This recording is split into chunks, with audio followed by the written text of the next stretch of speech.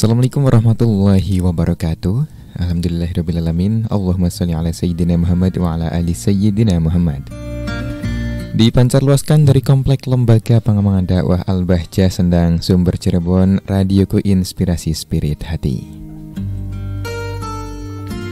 Selamat sore sahabat radioku, bagaimana kabar Anda di kesempatan sore hari ini? Semoga sahabatku dalam keadaan sehat walafiat, dan semoga aktivitas kita dari pagi sampai saat ini dan sampai malam nanti diberikan kelancaran dan mendapatkan keberkahan dari Allah Subhanahu wa taala. Amin amin ya rabbal alamin. Alhamdulillah sahabatku, di penghujung sore yang penuh dengan keberkahan ini, atas limpahan nikmat dan rahmat Allah Subhanahu wa taala, kita dipertemukan kembali dalam program Pesantren Hatiku, sebuah program yang bertujuan untuk meningkatkan kualitas iman dan menggali ilmu dinul Islam. Dan sebelumnya Irfan sapa dulu sahabatku yang saat ini sedang mendengarkan melalui audio frekuensi di 92,9 FM Cirebon. Dan untuk sahabatku yang berada di Purbalingga melalui radioku 89,6 FM, sahabatku yang berada di Majalengka melalui 92,4 FM Majalengka, dan untuk sahabatku yang berada di Bogor melalui 1089 AM Bogor, dan juga untuk sahabatku yang berada di wilayah Batam ya, di 104,7 FM Batam. Selamat mengikuti program Pesantren Hatiku di kesempatan sore hari ini, yang insya Allah akan menemani ruang dengar sahabatku hingga kelar pukul 17:30. Dan seperti biasa sahabatku, di Rabu sore kita akan kembali belajar bersama asatidz dari Lembaga Pengembangan Dakwah Al-Bahjah Cirebon, yaitu bersama Al-Ustadz Muhammad Syekh, yang alhamdulillah sudah hadir bersama Irfan di studio. Kita sapa beliau. Assalamualaikum warahmatullahi wabarakatuh, Ustaz.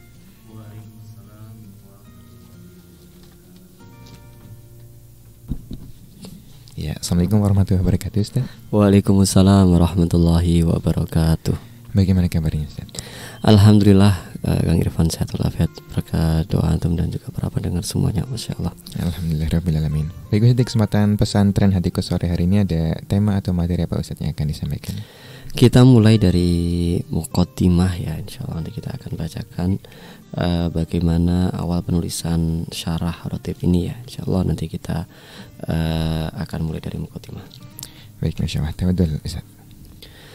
Bismillahirrahmanirrahim. Assalamualaikum warahmatullahi wabarakatuh. Waalaikumsalam warahmatullahi wabarakatuh. Bismillah, alhamdulillah, wassalatu wassalamu ala rasulillah Sayyidina wa maulana Muhammad ibn Abdillah wa ala alihi wa sahbihi wa man wala wa tabi'ah. Amma ba'd. Allahumma arhamna wa la tu'adzibna wa ansurna wa la takhdhulna wa afina wa la tumrinna wa akrimna wa la tuhinna wa athirna wa la tuthir alaina innaka ala kulli syai'in qadir. Amin ya rabbal alamin. Yang dimuliakan Allah, guru kita semua Buya Yahya serta keluarga, semoga Allah menjaga beliau, memberikan kepada beliau umur panjang dalam keadaan sehat walafiat. Semoga beliau dimudahkan dalam segala kebaikan, terutama di dalam langkah beliau berdakwah, membimbing kita semua, membimbing umat Islam untuk semakin dekat kepada Allah, semakin cinta kepada Rasulullah Sallallahu Alaihi Wasallam. Amin amin ya rabbal alamin. Kang Irfan dan juga para pendengar radioku, para orang tua kami, para perindu kemuliaan yang dimuliakan oleh Allah Subhanahu Wa Taala. Bersyukur kepada Allah, pada kesempatan sore ini kita diberikan oleh Allah kesempatan ya untuk menambah ilmu, untuk merojaah, mengingat kembali ilmu-ilmu yang sudah disampaikan oleh para ulama. Dan pada kesempatan sore ini insya Allah kita akan membaca salah satu syarah rotib Al-Haddad ya, yang mana rotib ini sangat masyhur sekali, terkenal di mana-mana,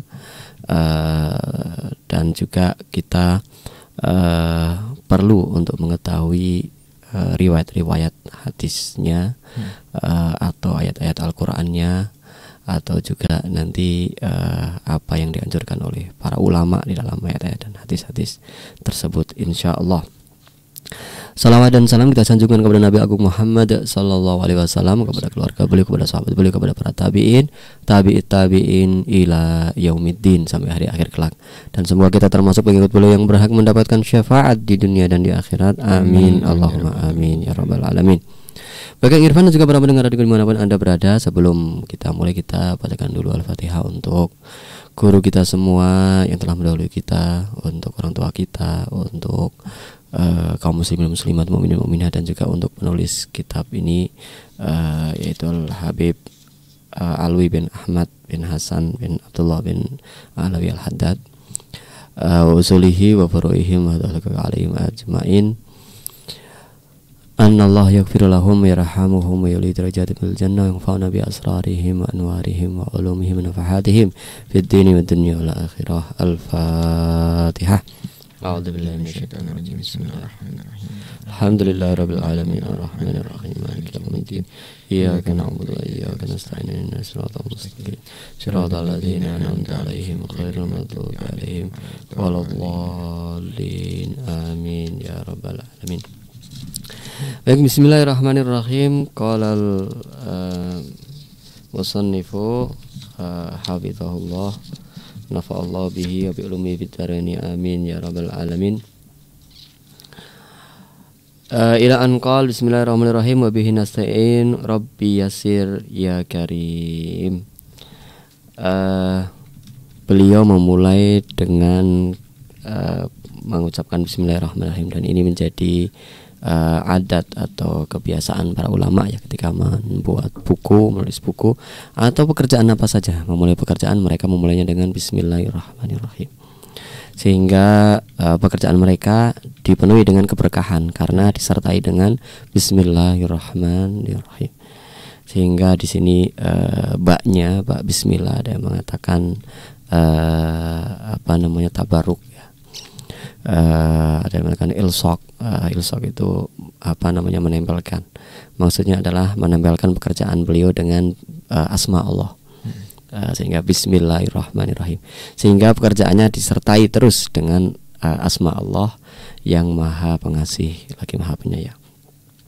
Dan begitulah para ulama menyebutkan banyak sekali fadilah-fadilah tentang bismillahirrahmanirrahim, tentang keutamaan bismillahirrahmanirrahim, terutama tentang hadis-hadis bismillahirrahmanirrahim yang menyebutkan bagaimana bismillahirrahmanirrahim itu menjadi sebab keberkahan ya. Bahkan kalau ada suatu pekerjaan tidak diawali dengan bismillah, maka akan terputus keberkahannya. Dikatakan fahuwa aqta' atau fahuwa abtar, dan seterusnya, itu riwayat-riwayat hadisnya ya. Kemudian beliau memulai dengan wabihi nasta'in. Jadi setelah bismillah, wabihi, dan dengan Allah nasta'in, kami mohon pertolongan. Ya, memang segala sesuatu kalau tidak mendapatkan pertolongan Allah, maka tidak akan bisa terjadi apapun itu, sehingga perlu pertolongan Allah Subhanahu wa ta'ala. Apalagi ini menulis sebuah karya yang berkaitan dengan zikir kepada Allah Subhanahu wa ta'ala, sehingga lebih manfaat, lebih barokah, dan lebih mudah difahami dan menyampaikan apa yang menjadi maksud dan tujuan dari penulisan buku ini. Rabbi yasir ya karim, ini juga doa. Rabbi, ya Allah Tuhanku, yasir, mudahkanlah, ya karim, wahai zat yang sangat mulia. Di sini sebagai penulis, beliau pastinya ingin dalam menulis itu tidak terputus, tidak ini ingin dimudahkan, karena banyak orang yang memulai menulis tapi tidak selesai-selesai. Ada banyak, ada juga yang menulis tetapi ternyata banyak kekurangan di sana sini, sehingga yang tertulis itu masih kurang lah. Dan memang ya sunatullah begitu, tetapi artinya kalau Allah mudahkan, ya insya Allah walaupun tidak lengkap sekali, mendekati lengkap dan sudah memenuhi maksud dari tujuan penulisan tersebut. Sehingga di sini minta pertolongan kepada Allah dan juga minta dimudahkan kepada Allah. Alhamdulillah hamda dzakiri syakiri as-sabiri dzafiri ahmaduhu hamdan katsiran ala ni'matil islam wal iman wal ihsan al mutawatir wa asyhadu an la ilaha illallah wa la syarikalah Rabbun wahidun fardun somadun qadirun alladzi huwa ma'a kulli dzakirin man dzakarahu fi nafsihi dzakarahu fi nafsihi wa man dzakarahu fi mala'in dzakarahu fi mala'in khairin minhu fa subhana rabbil karim alladzi huwa li 'abdihi dzakir wa indahu hadir la ilaha illallah wa la ilaha illa huwar rahimul ghafir al jawadus satir. Beliau melanjutkan dengan hamdalah, yaitu memuji kepada Allah Subhanahu wa taala, yaitu dengan pujian orang yang ingat kepada Allah, yang syukur kepada Allah, yang sabar dan mendapatkan anugerah dari Allah Subhanahu wa taala. Beliau memuji Allah Subhanahu wa taala dengan pujian yang banyak atas nikmat Islam, nikmat iman, nikmat ihsan yang mutawatir. Wa asyhadu alla ilaha illallah. Beliau juga membaca syahadat, bersaksi bahwa tidak ada Tuhan kecuali Allah, wahdahu la syarikalah, tidak ada sekutu baginya, yaitu Rabbun wahidun, Allah yang maha satu, maha esa, fardun, somadun, qadirun, Allah juga tempat bertumbuh dan Allah maha berkuasa. Alladzi huwa ma'a kulli dzakirin, yang mana Allah selalu bersama orang-orang yang berzikir kepadanya, yang ingat kepadanya. Dan juga man dzakarahu fi nafsihi dzakarahu fi nafsihi, siapa yang ingat kepada Allah sendirian, maka akan disebut oleh Allah Subhanahu wa taala. Tetapi man dzakarahu fi malain, siapa yang zikir kepada Allah bersama-sama orang banyak, maka dia akan disebut oleh Allah Subhanahu wa taala bersama makhluk lain yang lebih mulia, lebih baik daripada kumpulan tersebut. Jadi kalau kita zikir sendirian, ya kita disebut juga oleh Allah Subhanahu wa taala. Tetapi kalau kita zikir bersama orang banyak, maka oleh Allah kita disebut juga di kelompok yang atau sekumpulan ya, atau halakoh yang lebih baik dari kumpulan kita. Ya kalau kumpulan kita kan bersama makhluk-makhluk manusia biasa itu ya. Kalau ada jin ya nggak kelihatan ada jin, ikut zikir gitu. Maka saat itu Allah menyebutkan kita di halakohnya atau kumpulan para malaikat. Artinya Allah Subhanahu wa taala senantiasa menyebutkan hamba-hambanya yang menyebut Allah, yang berzikir kepada Allah Subhanahu wa taala. Fa subhana rabbil karim alladzi huwa li abdihi dzakir. Maka maha suci Allah yang maha mulia, yang senantiasa menyebutkan hambanya. Dan juga senantiasa hadir bersama hambanya. Ya, artinya hadir bersama hambanya adalah hambanya ini selalu merasa diawasi oleh Allah Subhanahu wa taala dan selalu merasa ditolong oleh Allah Subhanahu wa taala. La ilaha illallah rahimul ghafir, tidak ada Tuhan kecuali Dia, Allah yang maha kasih dan maha pengampun, dan juga al-jawadus satir, yang maha memberi dan juga maha menutupi aib-aib kita. Wa asyhadu anna Muhammadan abduhu wa rasuluhu wa wajibun al-imanu bihi alal awwali wal akhiri.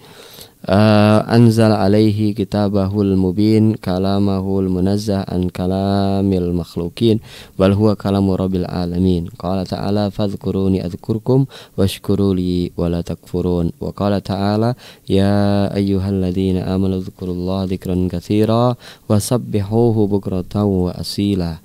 Wa qala azza wa jal wa la dhikrullahi akbar. Allahumma salli wa sallim wa barik wa karim ala sayyidina Muhammadin wa ala alihi wa sahbihi wa tabi'in ila yaumiddin. Beliau juga bersaksi bahwa Nabi Muhammad adalah hamba Allah dan juga utusannya. Dan memang penyebutan Nabi Muhammad sebagai hamba Allah itu disebutkan juga di dalam Al-Quran ya. Subhanalladzi asra bi 'abdihi lailan, itu juga Allah menyebut Nabi Muhammad sebagai abdihi, sebagai hambanya Allah Subhanahu wa taala. Dan seorang yang menjadi hambanya Allah itu harusnya merasa mulia dan paling mulia. Kalau misalkan dia menjadi ajudannya, misalkan bupati, wali kota, presiden, atau siapalah ajudannya orang yang hebat itu kan merasa mulia, merasa senang ya. Maka ketika kita menjadi hamba Allah, kita juga harus merasa mulia bahwa kita itu adalah hambanya Allah Subhanahu wa taala yang maha kuasa. Masya Allah. Dan wajib beriman kepada Nabi Muhammad, baik orang yang sezaman dengan Nabi Muhammad atau orang yang sekarang terakhir ya. Allah Subhanahu wa taala telah menurunkan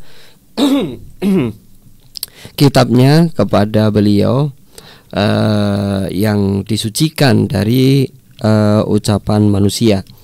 Artinya adalah Al-Quran ya, yang mana memang itu bukan ucapan manusia, bahkan terjaga sampai sekarang. Dan begitulah sebagaimana diturunkan kepada Rasulullah, Al-Quran masih tetap terjaga seperti itu sampai sekarang. Bal huwa kalamu rabbil alamin. Al-Quran itu adalah firman Allah Subhanahu wa taala, Tuhan alam semesta. Allah Subhanahu wa taala berfirman, fadhkuruni adzkurukum washkuruli wala takfurun. Ingatlah kalian kepadaku, maka aku akan mengingat kalian. Syukurlah kalian kepadaku dan janganlah kalian kufur kepada nikmat-nikmatku. Wa qala ta'ala ya ayyuhalladzina amanu dzkurullaha dzikran katsiran. Wahai orang-orang yang beriman, ingatlah kepada Allah dengan sebanyak-banyak mengingat, yaitu banyak-banyak zikir. Maka orang memperbanyak zikir itu anjurannya jelas ya. Kalau kemana-mana orang bawa tasbih, zikir subhanallah kemana, itu anjurannya jelas. Kalau solawat, ya solawat ingat kepada Allah dan Rasulullah. Karena solawat itu kan ya Allah sampaikanlah solawat atau rahmat ta'zim kepada Nabi Muhammad ya sallallahu alaihi Muhammad. Berarti kan dia ingat kepada Allah dan ingat kepada Nabi Muhammad. Ingat kepada Allah yang memberikan rahmat kepada Nabi Muhammad. Maka kalau memperbanyak solawat, ya itu sudah sekaligus zikir kepada Allah. Wasabbihuhu bukrata wa asila, dan sucikanlah Allah pagi dan sore. Ya maksudnya bukan hanya pagi dan sore saja, artinya setiap saat gitu. Wa qala azza wa jalla wa la dzikrullahi akbar. Sungguh ingat kepada Allah adalah sesuatu yang sangat agung, atau zikir kepada Allah adalah sesuatu yang sangat agung. Allahumma sholli wa sallim wa barik wa karim ala sayyidina Muhammadin. Ya Allah, sampaikanlah salawat dan salam kepada Nabi Muhammad, dan juga keberkahan dan juga kemuliaan, muliakanlah kepada Nabi Muhammad sallallahu alaihi wasallam, wa ala alihi dan keluarganya, wa sahbihi dan sahabatnya, wa tabi'in dan para pengikutnya, ila yaumil ma'ad, sampai hari akhirat. Nah, ini pembukaan beliau. Kalau di dalam balaghah ya ada bara'atul istihlal ya. Situ beliau sudah mulai mengutip beberapa ayat untuk diberitahukan kepada pembaca bahwa kitab ini isinya adalah tentang zikir kepada Allah, menerangkan tentang zikir. Ya Rotib Al-Haddad itu juga zikir ya, sehingga memang menjadi perlu untuk mengingatkan kita tentang zikir, karena Rotib Al-Haddad itu sendiri adalah ba'du. Dan setelah itu insyaallah kita akan lanjutkan setelah yang satu ini. Baik, Masya Allah. Terima kasih Ustaz atas pemaparan materinya di sesi pertama kali ini. Sahabat itu kita akan jeda terlebih dahulu dan kita akan kembali melanjutkan ya pembelajaran kita. Tentunya masih dalam program Pesantren Hati. Untuk Anda tetap di radioku Inspirasi Spirit Hati.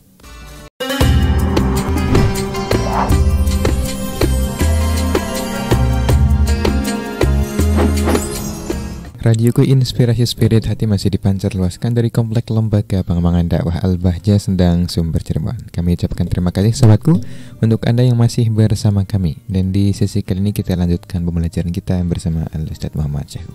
Baik, teman-teman. Terima kasih Irfan dan juga para pendengar radio dimanapun Anda berada. Semoga rahmat Allah Subhanahu wa taala senantiasa tercurah kepada kita semua. Amin. Amin ya rabbal alamin.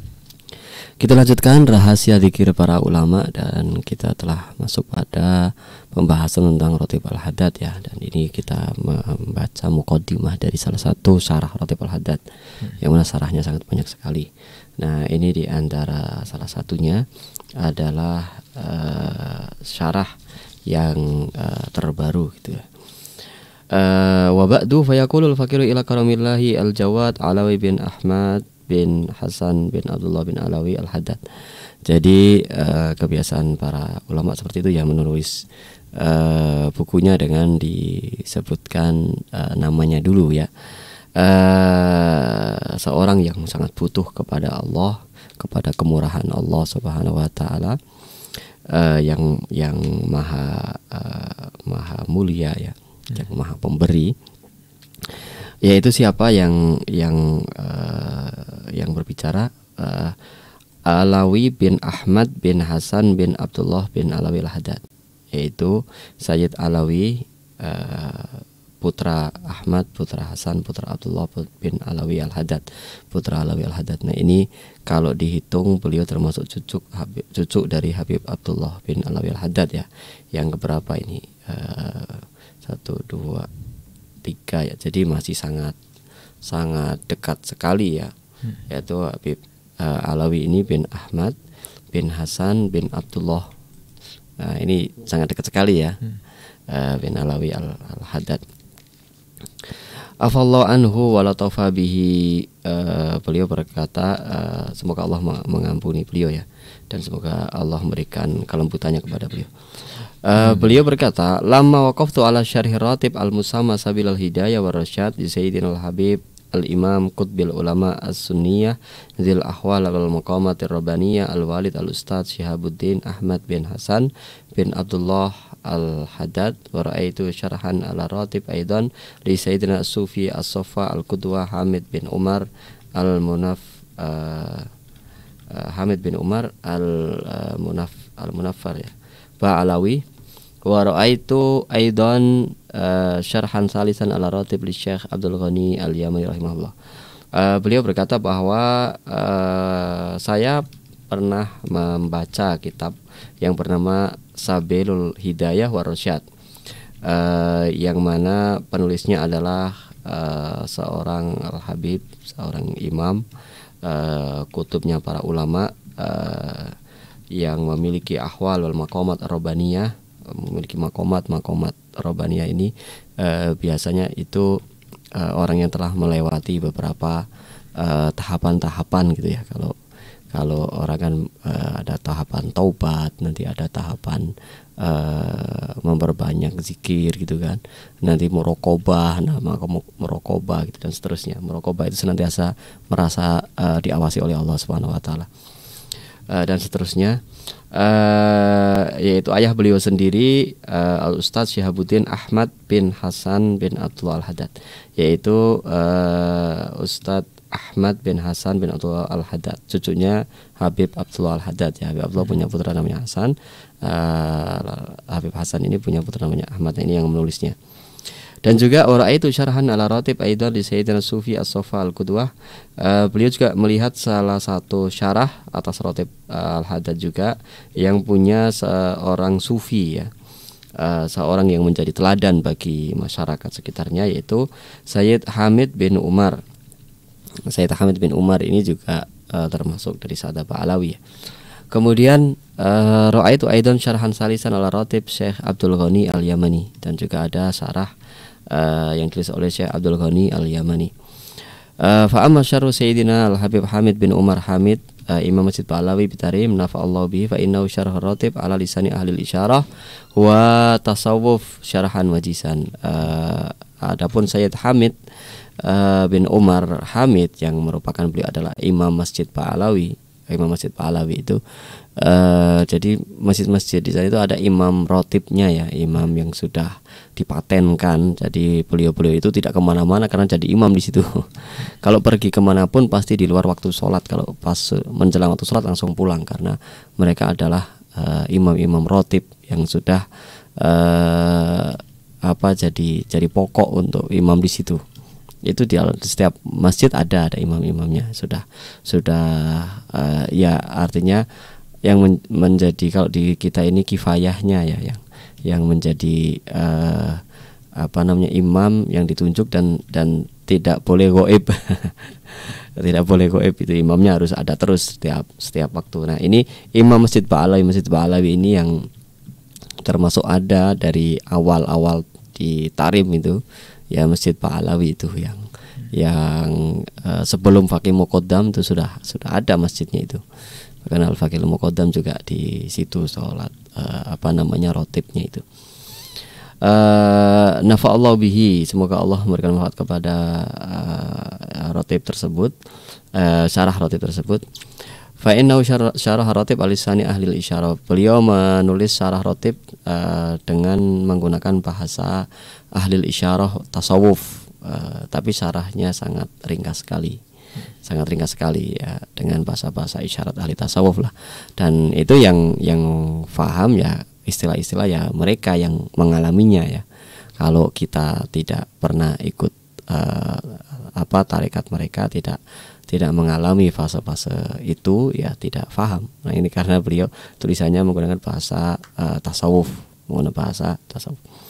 Wa amma syarh Syekh Abdul Ghani al-Bahrani sakinil makha fa innahu itana fi syarhi bi takhriji al-fadir ratib wal hadis an-nabawi. Adapun syarah Syekh Abdul Ghani ini beliau lebih condong kepada takhrij ahadis atau menyebutkan hadis-hadis dari zikir-zikir yang ada dalam ratib tersebut. Maksudnya apa? Maksudnya adalah di sini walaysa muraduhu illa ilma man yaqra'ur ratib bi annahu kullahu waridun anin nabi sallallahu alaihi wasallam. Agar apa? Orang yang baca ratib itu tahu bahwa hadis wirid-wirid ini atau zikir-zikir yang ada ini itu adalah zikir-zikir yang waridun, yang memang datang dari Nabi sallallahu alaihi wasallam. Artinya ada hadisnya, ada ayatnya. Jadi tidak asal menulis zikir aja, tapi ada dasar-dasarnya, ada landasannya. Dan zikir ini kenapa dibaca? Ya karena memang ada riwayatnya. Nabi menganjurkan misalkan sahabat membaca ini pagi dan sore misalkan. Nabi menyarankan kepada para sahabat untuk memperbanyak zikir ini, atau Nabi pernah didengar pada waktu pagi atau malam bahwa Nabi membaca zikir ini gitu.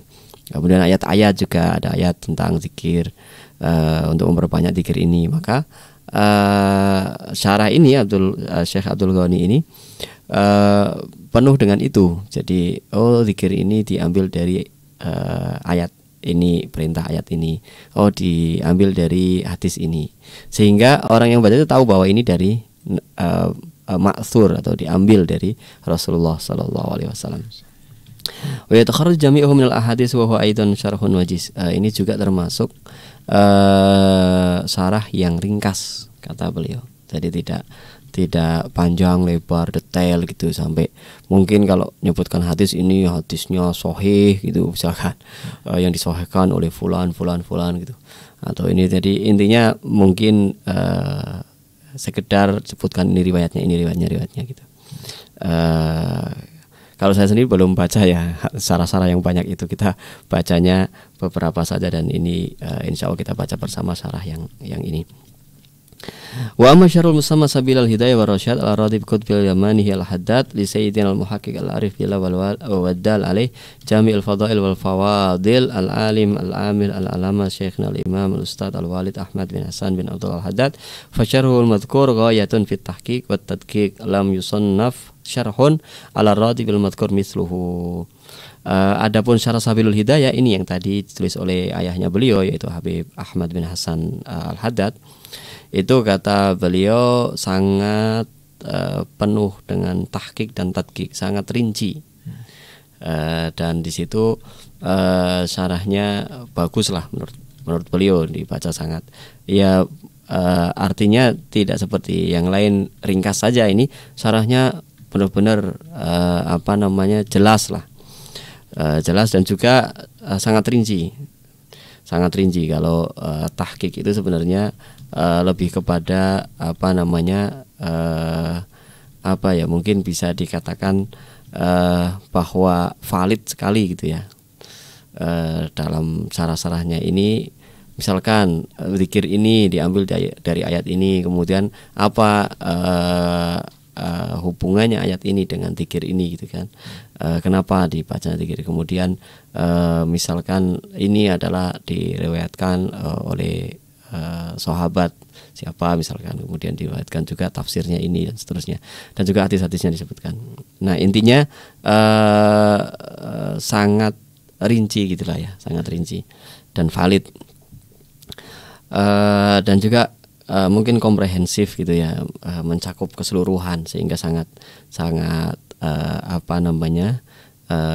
sangat bagus gitu. Jadi kalau syarah atau keterangan suatu, maka kalau dia mencakup dari segala lini maka itu sangat cukup gitu. Jadi kalau orang membaca itu puas gitu, bacanya oh iya ini maksudnya begini gitu.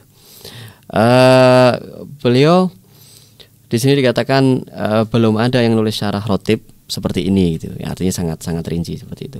Kemudian i'tana fihi nafa'allahu bihi bi takhriji kulli dzikrin fi ratib minal hadis an-nabawi. Di sini disebutkan, kenapa disebutkan sangat komprehensif ya, sangat valid sekali. Di sini pertama beliau menyebutkan tentang hadis-hadisnya, riwayat-riwayat hadisnya gitu kan. Kemudian wa'tana bi wad'i fadli kulli dzikrin fihi minal hadis as-sahihah anhu, dan juga fadilah dari setiap zikir yang disebutkan oleh hadis-hadis Rasulullah SAW. Jadi setiap zikir dan ratib al-hadat itu ada faedahnya, ada fadilahnya, yang fadilah tersebut disebutkan di dalam hadis. Jadi ada misalkan barang siapa baca zikir ini, misalkan Allah akan mengampuni dosanya, misalkan barang siapa membaca zikir ini maka dia akan dijaga oleh Allah dari bahaya, misalkan. Nah itu biasanya ada di dalam hadis-hadis riwayat Rasulullah SAW. Nah itu disebutkan juga dalam salah tersebut. Wa tawi huwa al-muradu minal haqaiqi wa daqaiqi min kutubil a'immatil a'lam, dan juga beliau memberikan keterangan-keterangan dari kitab-kitab para ulama tentang zikir-zikir tersebut. Kemudian wa azakullah hadisin wa naqala kulla kalamin ilal kitabil ladzi naqala minhu, dan juga referensinya jelas. Nah ini yang tadi dikatakan sangat valid itu, karena referensinya jelas. Jadi misalkan zikir ini fadilahnya A misalkan, kemudian disebutkan dari kitab hadis ini, riwayat ini gitu kan. Kemudian disebutkan juga misalkan dari kitab Imam Ghazali misalkan, seperti ini. Nah, itu disebutkan sehingga tadi dikatakan sangat tahqiq dan tadqiq gitu. Ya begitulah amanah ilmiah ya. Jadi amanah ilmiah itu tidak hanya sekarang saja yang harus cek plagiarisme itu ya. Cek plagiasi berapa persen gitu ya. Nah ini beliau juga menukil faedah-faedah dari para ulama. Nah ini juga bagus lah, artinya bahasa menukil itu berarti mengambil faedah atau sitasi kalau bahasa sekarang ya. Dalam penulisan makalah-makalah ilmiah itu sitasinya itu dari mana gitu kan, ditulis di situ. Misalkan oh ini diambil dari kalamnya Imam Ghazali, tulis gitu kan. Ini dalam kitabnya Imam Ghazali juz berapa, misalkan nama kitabnya apa. Kemudian ya kalau sekarang ada cetakan tahun berapa gitu ya. Ada tulisannya begitu.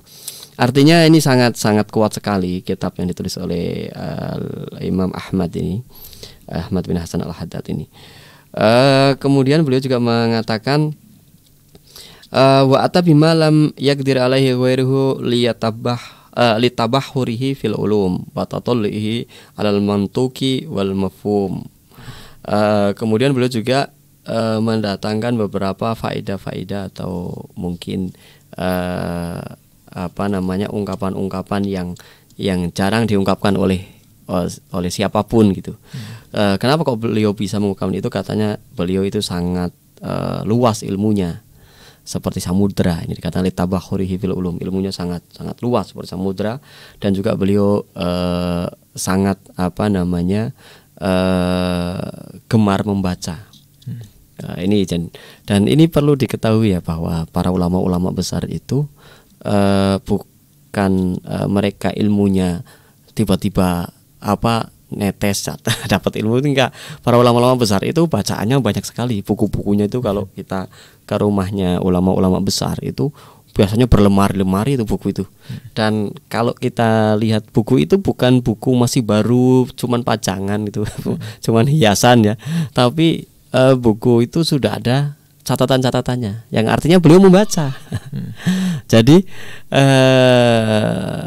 tolong berpikir 1000 kali lah sebelum mengomentari para ulama-ulama besar, karena ulama-ulama besar itu mereka ahli ilmu. Kalau Anda mengomentari perlu persiapkan ilmu Anda dulu. Jangan langsung asal gitu ya. Seperti itu, karena itulah para ulama. Dan kalau kita lihat rumah-rumah para ulama itu seperti itu. Dan begitulah mereka ini rihlahnya refreshingnya itu baca buku. Sehingga kalau dikatakan ilmunya sangat luas, wawasannya sangat luas, mutolaahnya sangat luas, ya wajar. Sekarang aja kita lihat ulama-ulama yang sekarang terkenal, yang hebat-hebat itu, yang bicaranya berbobot ya, jangan yang bicaranya ngawur atau nyampaikan apa-apa asal bunyi gitu, asal orang ketawa atau seperti itu. Enggak. Ini yang pembicaranya berbobot itu rata-rata di rumahnya bukunya tuh berlemari-lemari, dan kalau kita ke sana, oh ini wali, ini apa gitu kan, orang-orang taunya ilmunya netes gitu, tiba-tiba enggak, mereka bacaannya tuh luar biasa. Dan kalau kita nggak ada apa-apanya ya, bahkan lemari buku aja mungkin nggak ada di rumah kita. Buku masih ya sempil-sempilan gitu. Masya Allah. Yang intinya itu, beliau adalah sangat luas ilmunya, dan itulah sarah beliau sangat komprehensif. Wa syar'u awlu syuru' fi ta'lifil wal muqaddamu 'alaiha fil itqani wal ibda'i wat tasnifi. Fakhtartullah subhanahu wa ta'ala lamma nadartu hadhihi syuru' 'ala ar-ratib asy-syarif an ajma' 'alaihi a'ni ar-ratib al-madhkur fawaida 'azimah wa syarhan mabsutan min kutubil a'immah al-akabir li sahibi ratib nafa'allahu bihi wal Imam Ahmad bin Hajar sahibi Tuhfa wa ghairihima min kulli faidatin taswa rahlahu. Wa idza ra'aitu syuruh al-madhkurah wa ra'aitu al-fawaid hadhihi wa idza ra'aita al-fawaid hadhihi wa wajadtaha a'ni asyuruh ariyatan anha ma anna tahtaju ilaiha fa kam tarakal awal wal akhiri fa hiya tunasibu ahlul adkar wal qaimin bil ashar fi ibadatil karimil ghaffar. Beliau mengatakan bahwa syarah ini sangat bagus, dan termasuk syarah-syarah awal-awal ya. Pertama syarah Ratib al-Haddad yang rapi, kemudian faedahnya banyak ya. Ini syarah yang disebut Sabilul Hidayah wa Rasyad itu, yang ditulis oleh Habib Ahmad bin Hasan bin Abdullah bin Alwi al-Haddad. Nah, beliau mengatakan bahwa saya juga menulis banyak faedah-faedah dari kitab-kitab yang tadi disebutkan syarah-syarah. Dan juga masih banyak syarah-syarah yang lain ya. Beliau memang ingin mengumpulkan faedah-faedah dari kitab-kitab tersebut. Kemudian beliau juga menambahkan beberapa faedah yang mungkin penting tentang dzikir-dzikir ini yang belum disebutkan. Nah, beliau mengatakan inilah para penulis-penulis sebelumnya itu memang selalu memberikan ruang kepada penulis-penulis setelahnya. Dan begitulah orang menulis terkadang masih memberikan ruang kepada penulis berikutnya untuk menjadi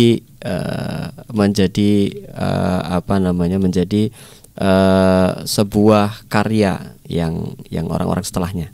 Dan seperti itu. Jadi kalau ada orang menulis ingin yang komplit, yang lengkap, yang orang setelahnya nggak bisa nulis lagi, nggak mungkin. Karena namanya manusia pasti ada yang ketinggalan, pasti ada yang kelewat, dan itu wajar saja, biasa saja. Dan seorang penulis yang bagus bukan berarti yang semuanya ada, itu enggak. Tapi apa yang ingin dia sampaikan itu tersampaikan, itu saja sudah cukup. Jadi misalkan tadi ada yang menulis tentang riwayat-riwayat hadisnya, ada yang menulis tentang dengan bahasa tasawuf tadi ya. Terus ada yang menulis juga tentang Ratib al-Haddad yang lebih komprehensif lagi, faedah-faedahnya disebutkan. Nah itu walaupun sudah banyak, ternyata masih menyisakan ruang kepada penulis-penulis setelahnya yang mendapati juga ada beberapa faedah yang perlu ditambahkan. Jadi kalau nanti dilihat syarahnya ini mungkin ngambil dari kitabnya fulan, nanti ada beberapa tambahan saja dari beliau tentang Ratib, seperti itu. Nah, disinilah maka kitab ini menjadi penting kata beliau untuk apa? Untuk dipelajari dan dibaca karena nanti ada beberapa tambahan yang belum ada di kitab sebelumnya. Insya Allah kita lanjutkan setelah yang satu. Baik, Masya Allah, terima kasih Ustaz atas pemaparan materinya. Sahabatku, kita akan jeda terlebih dahulu. Pastikan Anda tetap bersama kami di Radioku Inspirasi Spirit Hati.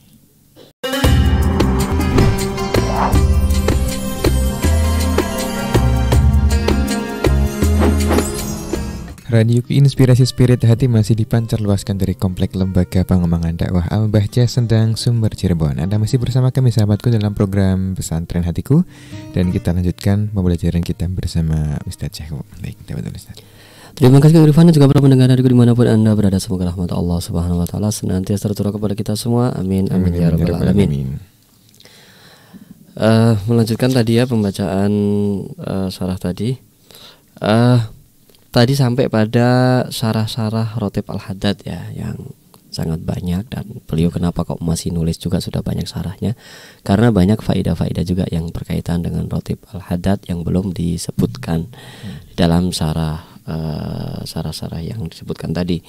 Nah, kemudian beliau dalam kitab ini tidak perlu menuliskan biografi Al-Habib Abdullah bin Alawi Al-Haddad. Kenapa demikian? Di sini dikatakan wa inna malamu tarjim li sahibi ratib li kasrati tarajum al mu'allafa al mufradah fi manaqibihi wa syuhratuhu takfi. Kata beliau tidak perlu dituliskan tentang biografi beliau karena sudah masyhur. Ya memang pada zaman beliau ini sudah masyhur sekali ya. Dan juga memang banyak karya tulis tentang biografi Habib Abdullah Al-Haddad, banyak kalau ingin baca-baca banyak, dan sekarang yang bahasa Indonesia juga sudah banyak ya. Habib Abdullah bin Al-Haddad ini dan kemasyhuran beliau sudah cukup lah kata beliau. Kalau mau nyari tentang biografi beliau silakan buku-buku yang lain banyak, jadi nanti biar buku ini nggak terlalu tebal gitu. Ya memang banyak lah kalau mau baca. Dan kemarin sudah ya kita bacakan dari salah satu syarah Rotib juga yang menuliskan biografi singkat beliau, bagaimana ibadahnya beliau gitu ya, yang beliau lahir pada tahun 73 berapa ya. Kemudian beliau wafat pada 1152 salah. Itu kemarin sudah kita sebutkan ya. Yang tentang biografi beliau. Kemudian beliau sekarang masih ada peninggalan beliau. Jadi kalau ditanya tentang peninggalan sejarahnya apa saja ya, ada masjid yang beliau bangun dulu, ada masih tasbih yang beliau gunakan dulu masih ada. Kemudian tempat-tempat ibadah beliau masih dilestarikan sampai sekarang. Kemudian apalagi buku-buku beliau ya banyak sekali, dan masih ada yang tulisan tangan ataupun yang sudah dicetak banyak sekali, dan makam beliau sampai sekarang diziarahi orang dari berbagai negara lah, dari berbagai macam tempat. Bahkan setiap hari Jumat itu ada ziarah, sudah menjadi tradisi di sana. Masyarakat situ berbondong-bondong ke makam Habib Abdullah Al-Haddad, yang mana melalui rangkaian ya, dari makam ada sahabat di situ, makam Al-Faqih Al-Muqaddam, makam Syekh Habib Abdurrahman As-Segaf, kemudian ke makam Habib Abdullah Al-Idrus, nah baru ke makam Habib Abdullah Al-Haddad, Habib Abdullah bin Al-Haddad di situ. Dan itu menjadi bukti-bukti sejarah lah kalau orang bertanya, jangan-jangan nama ini fiktif gitu. Kan sekarang ini lagi musim orang mengatakan nama ini fiktif, ini mana nggak ada buktinya dan seterusnya ya. Itu menjadikan bukti sejarah itu ada makamnya saja sudah bukti sejarah ya. Termasuk ada juga waktu itu yang mengatakan Wali Songo itu fiktif, katanya nggak ada. Ya itu juga orang keterlaluan ya, karena makam-makamnya sampai sekarang kan masih ada, masih diziarahi, dan itu turun temurun ratusan tahun sudah dikenal bahwa itu adalah makamnya misalkan Syarif Hidayatullah Sunan Gunung Jati, misalnya makamnya Raden Syahid gitu ya, Sunan Kalijogo gitu, kemudian Sunan Muria, Sunan Bonang, Sunan Derajat, sampai Sunan Ampel sana Surabaya. Itu kan sudah ma'ruf, masyhur gitu ya. Kalau sampai ada yang mengingkari katanya nggak ada Wali Songo itu ya suruh datang aja ke makamnya situ dan diketahui turun temurun demikian memang, dan keturunannya itu ada. Kalau dikatakan fiktif kok bisa ada keturunannya gitu. Nah itu maka ya jangan terkecoh dengan netizen ya. Netizen itu ngomong apa saja suka-suka mereka, tapi kita harus berdasarkan hasil karya-karya ilmiah. Dan termasuk juga bukti-bukti sejarah ya. Nah ini kan di Demak tuh ada Masjid Demak itu yang terkenal ya, yang dulu sering buat perkumpulan para aulia Wali Songo itu.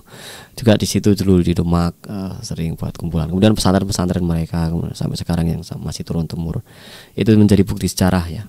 Sehingga kalau makamnya tidak ada, sudah diratakan dengan tanah, dibangun perpustakaan, dibangun apa, misalkan, nanti orang lama-lama akan mengingkari, mana ini bukti makamnya mana. Nggak ada. Kalau ada orang namanya misalkan Syarif Hidayatullah, ya makamnya ada sekarang, kalau mau lihat ada, bahkan masuk ke makamnya langsung bisa. Tinggal ngomong ke keturunannya ya, kerajaan ini keraton, nanti akan sampai ke situ, membutuhkan sejarah bisa ditulis gitu kan. Oh iya makamnya tulisannya begini, di dalamnya ada tulisannya seperti ini, yang dimakamkan di situ siapa saja gitu kan. Ada itu masih ada, bahkan beberapa kali ya bisa kita masuk. Bahkan sekarang makam Wali Songo itu hampir semuanya bisa dibuka. Artinya boleh orang masuk itu, tapi biasanya harus izin dulu, harus dikawal oleh yang pegang kuncinya, karena kadang ada orang-orang iseng tuh dicoret-coret apa tuh, bahaya gitu kan. Apalagi iseng itunya nisannya di bawah. Kalau makam-makam kuno sulit karena nisannya batu, berat banget. Terbuat dari batu. Nah ini artinya apa? Habib Abdullah Al-Haddad makamnya ada, nisannya gede banget, tulisannya gede di situ. Habib Abdullah bin Al-Haddad. Kemudian juga di situ terkenal ya makamnya. Kemudian yang makam Habib Ahmad bin Hasan juga ada di sekitar situ. Artinya memang masih ada peninggalan sejarahnya ya. Dan beliau masyhur sekali, buku-bukunya sudah banyak sekali, bahkan hampir setiap buku ada biografi beliau, silakan bisa dibaca. Ada seorang imam bernama Zarruq ya, Imam Zarruq berkata, inna mudi'at tarajum li ta'rifil manasib faman urifat rutbatuhu kana tarjama lahu takallufan ghairu mufidin fi dzatihi wa man juhilat martabatuhu lazima inda dzikri al-idyan bima yus'iru rutbatihi. Nah, ini ada satu kaidah oleh Imam Zarruq berkata bahwa kalau orang sudah terkenal itu sudah terkenal, nggak perlu ada biografi katanya, sudah cukup biografinya sudah terkenal gitu kan.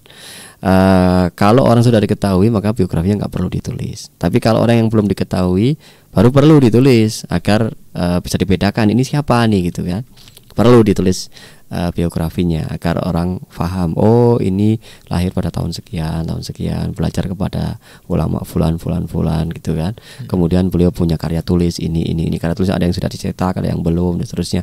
Sehingga ketika orang mengatakan orang yang namanya ini nggak ada, wah itu dia nggak bisa membantah karena bukti-bukti sejarahnya ada gitu kan. Bukti-bukti sejarahnya ada sehingga tidak bisa dibantah. Kalau dibantah maka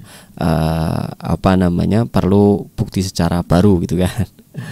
Seperti itu. Sehingga kalau orang makamnya sudah ada, masih ada, kemudian dikatakan orangnya nggak ada, ini yang mengatakan nggak ada itu apa maksudnya gitu. Ada juga yang mengatakan karena tidak tertulis pada zaman itu, buku-buku sejarah nggak menulis tentang beliau gitu kan. Nah lalu makam ini makam siapa gitu, apa makam ini dibuat-buat, ditulis namanya fulan gitu, dibuat makam baru, ini makam baru baru kita temukan, ini kakek saya yang ke 60 misalnya ditulis sendiri, atau kakek saya yang ke 25 misalkan, ditulis sendiri sama dia, tapi baru ditemukan. Tapi kalau makam itu sudah turun temurun dari dulu, memang ada, memang dari dulu, dan dari nisannya aja ketahuan ini makam sudah ratusan tahun gitu kan. Kemudian di sekitar situ juga sudah masyarakatnya turun temurun begitu, ini dari dulu sudah ada, maka yang nggak bisa dibantah. Kecuali kalau baru diada-adakan, ini tadinya kebun, ada pohon pisangnya ditebang, dikasih nisan, nah itu baru maka perlu dipertanyakan itu. Tapi kalau yang makamnya sudah terkenal dari dulu, bahkan ada tulisannya, di nisannya tuh ada tulisannya, maka bagaimana orang mengingkarinya itu? Nah, nggak bisa mengingkarinya seperti itu. Nah, intinya adalah kalau orang sudah terkenal tidak perlu dituliskan biografinya, karena biografi sudah ada, sudah banyak. Kalau orang yang belum terkenal maka maka perlu dituliskan yang untuk mengenalkan orang tersebut kepada audiens, kepada para pendengar atau pembaca. Nah, kata beliau, dari kaidah ini maka boleh saja dikatakan diriwayatkan dari Sayyidina Abu Bakar, diriwayatkan dari Sayyidina Umar, berkata Sayyidina Umar, Sayyidina Utsman, Sayyidina Ali. Tidak perlu ada definisinya panjang, ini Ali bin siapa, karena sudah Sayyidina Ali itu ya Sayyidina Ali bin Abi Thalib. Sayyidina Umar bin Khattab sudah. Sayyidina Umar bin Khattab pun nggak perlu disebutkan lanjutannya, soal Umar bin Khattab sahabat Nabi apa sampai panjang gitu, nggak perlu. Sayyidina Umar radhiyallahu an berkata misalkan, oh berarti Sayyidina Umar bin Khattab ini, atau Sayyidina Umar bin Khattab sampai Al-Khattab saja cukup. Sayyidina Umar bin Khattab berkata, oh berarti Sayyidina Umar bin Khattab ini adalah sahabat Nabi. Gak perlu disebutkan Sayyidina Umar bin Khattab sahabat Nabi yang lahir tahun ini dan seterusnya, karena sudah masyhur Khulafaur Rasyidin. Artinya sudah cukup lah seperti itu. Dan begitu seterusnya, tidak tidak perlu disebutkan tentang definisi beliau lebih jauh katanya.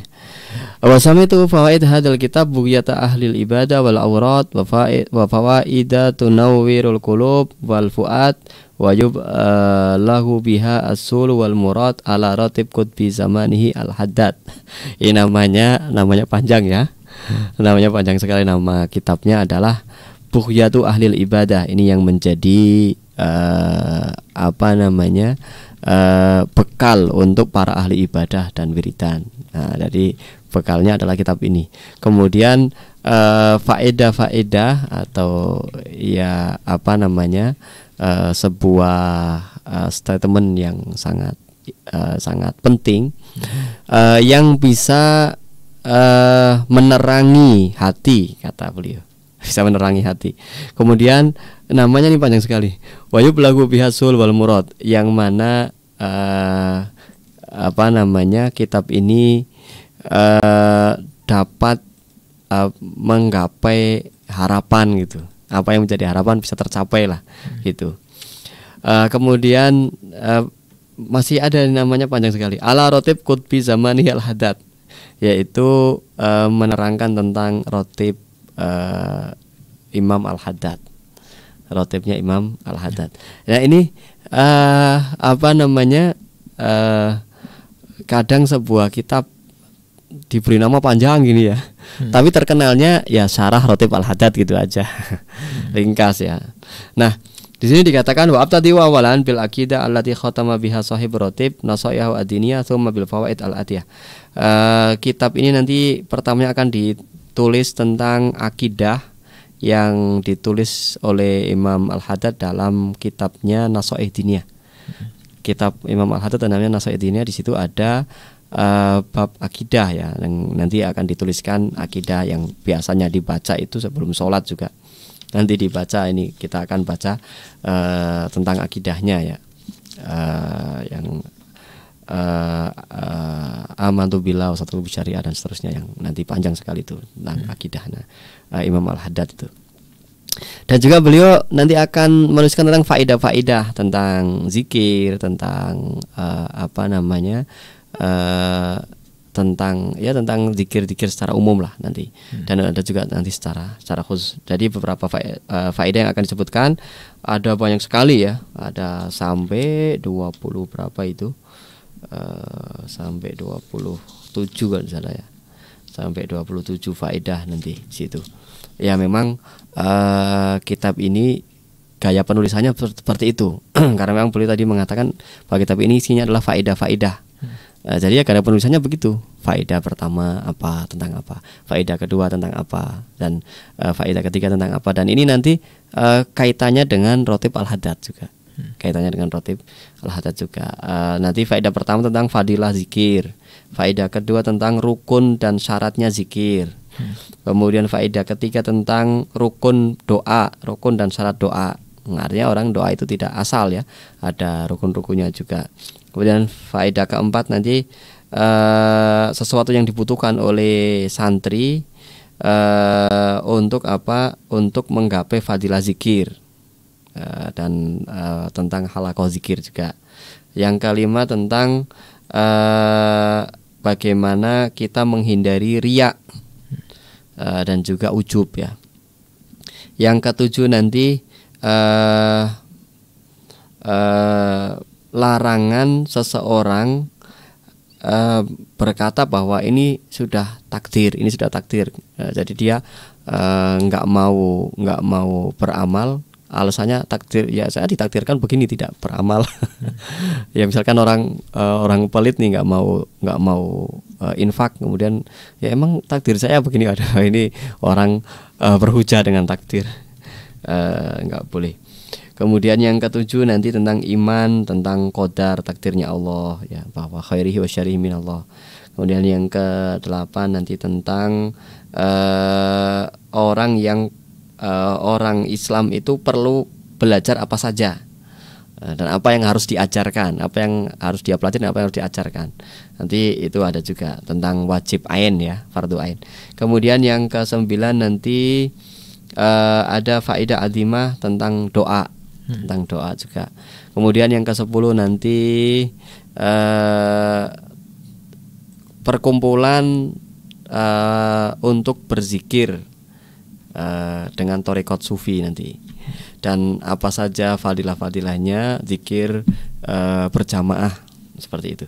Yang ke-11 nanti tentang nasyid dan syair para kaum solehin, yang mana di situ nanti syairnya banyak ya, terkait mengingatkan kita kepada Allah. Dan rata-rata syair para ulama itu adalah mengingatkan orang untuk ingat kepada Allah Subhanahu wa taala, atau biasanya memuji Nabi gitu ya. Kemudian yang ke-12 tentang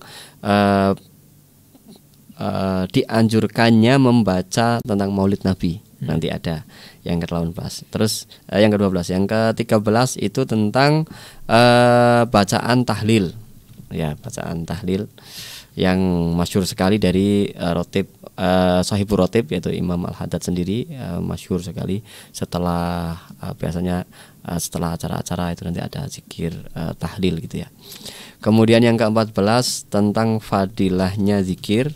Yang ke-15 tentang ziarah kepada orang soleh yang masih hidup atau yang sudah wafat. Yang ke-16 tentang tasbih, tahmid dan tahlil dan takbir. Yang ke-17 nanti tentang zikir dengan niat dan zikir tanpa niat, faedah juga. Kemudian yang ke-18 nanti tentang mana yang lebih utama, zikir atau doa. Kemudian yang ke-19 tentang urutan-urutan zikir, tentang urutan-urutan zikir. Kemudian yang ke-20 nanti ada cara berzikir menghitungnya dengan tangan, jari. Nah, itu nanti ada apa yang mendasarinya dan seterusnya. Kemudian yang ke-21 mendengarkan zikir, hukum-hukum mendengarkan zikir ya. Kemudian yang ke-22 nanti adalah yang diambil dari kitab Al-Qirtos. Kitab Al-Qirtos ini adalah syarah Rotib Al-Atos. Rotib Al-Atos itu Habib Umar bin Abdurrahman Al-Atos, gurunya Habib Abdullah Al-Haddad itu. Nanti tentang motivasi membaca kitab Adhkar Nawawi. Jadi kitab Al-Adhkar Imam Nawawi itu hadis-hadis yang penuh dengan zikir-zikir ya, anjuran-anjuran zikir dan doa-doa. Nah itu anjurannya ada, bagaimana para ulama menganjurkan membaca kitab tersebut. Bahkan ada yang mengatakan bi'idar wastaril adhkar. Katanya rumahnya jual aja buat beli kitab al-adhkar katanya. Kemudian yang ke-23 yaitu ringkasan dari kitab Sabilul Hidayah. Kemudian yang ke-24 itu tentang keterangan jumlah zikir. Kenapa ini 7 kali, kenapa ini 3 kali. Kemudian yang ke-25 tentang tanya jawab ya. Kemudian yang ke-26 tentang wirid apa saja yang dibaca oleh Shahibur Ratib Imam Al-Haddad ya. Yang ke-27 nanti tentang keutamaan Qiyamul Lail. Kemudian yang terakhir adalah khotimatun nanti ya, tentang akidah, tentang macam-macam insya Allah nanti setelah yang satu ini kita akan lanjutkan. Baik, Masya Allah. Terima kasih Ustadz atas pemaparan materinya. Dan Ustadz, kita sudah berada di penghujung acara ini, Ustadz. Sudah saatnya untuk menyampaikan kesimpulan dan dilanjut dengan doa keberkahan. Terima kasih Kang Irfan dan juga para pendengar radio dimanapun Anda berada. Alhamdulillah, kesimpulan dari apa yang kita baca adalah bahwa Ratib Al-Haddad ini banyak faedahnya dan banyak dalil-dalil yang menguatkan tentang kenapa harus membaca zikir ini. Dan memang Imam Al-Haddad itu menyusun zikir tersebut ya dari hadis-hadis Rasulullah SAW, terutama adalah dari kitab Al-Adhkar Imam Nawawi ya. Kitab Al-Adhkar Imam Nawawi yang di situ banyak doa-doa dan zikir-zikir, dan dipilih zikir-zikir yang ringkas, yang pendek, dibaca 3 kali, dibaca 10 kali, dibaca 7 kali. Jadi tidak menyita banyak waktu, tetapi fadilahnya sangat besar. Insya Allah semoga kita diberikan oleh Allah Subhanahu Wa Taala kemampuan untuk mengamalkannya, dan semoga Allah Subhanahu Wa Taala menjadi kita pribadi-pribadi yang istiqomah hingga kelak meninggal dalam keadaan husnul khotimah. Ada hadis ini wa kullu niyatin shalihah. Al-Fatihah. Bismillahirrahmanirrahim. Alhamdulillahirabbil alamin. Arrahmanirrahim. Maliki yaumiddin. Iyyaka na'budu wa iyyaka nasta'in. Ihdinas siratal siratal ladzina an'amta 'alaihim ghairil maghdubi 'alaihim waladdallin. Demikian yang bisa kami sampaikan. Apabila banyak kekurangan, kami mohon maaf yang sebesar-besarnya dan mohon doa selalu. Wabillahi taufiq wal hidayah wal hidayah wal afu minkum. Assalamualaikum warahmatullahi wabarakatuh. Waalaikumsalam warahmatullahi wabarakatuh. Alhamdulillahirabbil alamin. Baik, Ustaz, terima kasih atas ilmu yang telah disampaikan. Semoga Allah memberikan kemampuan kepada kami semua untuk bisa memahaminya dengan baik dan benar, dan semoga kita bisa mengambil manfaat darinya. Amin amin ya rabbal alamin. Terima kasih sahabatku atas kebersamaannya. Kami mohon maaf atas segala kekurangannya. Kami juga mohon maaf jika ada kata-kata yang salah atau kata-kata yang kurang berkenan. Kita akhiri kebersamaan kita dengan doa kafaratul majlis. Subhanakallahumma bihamdika asyhadu an la ilaha illa anta astaghfiruka wa atubu ilaik. Wassalamualaikum warahmatullahi wabarakatuh.